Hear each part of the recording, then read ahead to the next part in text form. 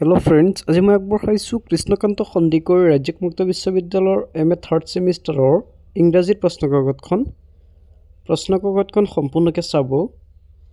যদি প্ৰথমবাৰৰ বাবে চেনেললৈ আহিছে তেন্তে চেনেলটো ছাবস্ক্ৰাইব কৰি ল'ব আৰু কাষতে থকা বেল আইকনটো প্ৰেছ কৰি ল'ব, তেন্তে এনেধৰণৰ ভিডিঅ' নটিফিকেশ্যন আপোনালোকে পাই থাকিব। তো ইয়াত চত ইংলিছৰ কুৱেশ্যন পেপাৰখন ইয়াৰ প্ৰথমতে আছে answer the any 5 of the following question. 400 ৱৰ্ডৰ ভিতৰত তলৰ প্ৰশ্নবিলাকৰ উত্তৰ কৰিব লাগে। ফাৰ্ষ্টত আছে discuss the different trends of fiction writing in the 20th century। Next right critically on the title of the novel heart of darkness, elucidating the idea of darkness as an important theme of story. Next, define the term of metaphication and discuss its characteristics with the reference to some of the important metaphicational works. তাৰপিছত আছে write a note on any two of the following, দুটাৰ উত্তৰ কৰিব লাগে।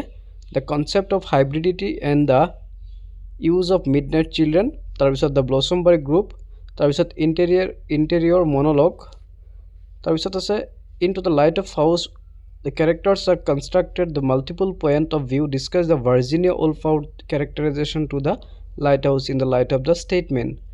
তাৰপিছত আছে write a short note on the various stages of the Stephen growth and change, culminating in the emergence as an artist. তাৰপিছত discuss the ৰাছিদিৰ বিষয়ে আহিছে। তাৰপিছত ৰাছিদিৰ মিডনাইট চিলড্ৰেনৰ বিষয়ে লিখিব লাগে। তাৰপিছত কুৱেশ্যন নম্বৰ 2 আছে, ইয়াত আছে 4টা কুৱেশ্যন লিখিব লাগে। Write briefly on the Conrad treatment of evil heart of darkness.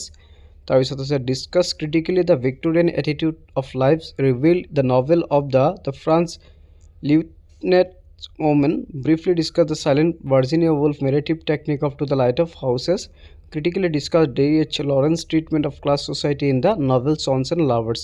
তাৰপিছত write short note on the any one of the following, যিকোনো এটাৰ ওপৰত short note লিখিব লাগে। তাৰপিছত write a brief note on either Sarah Woodruff or Lily Bardscoe। এইখিনি আছিল question পেপাৰখন। ইয়াতে সমাপ্ত কৰিলোঁ। ধন্যবাদ।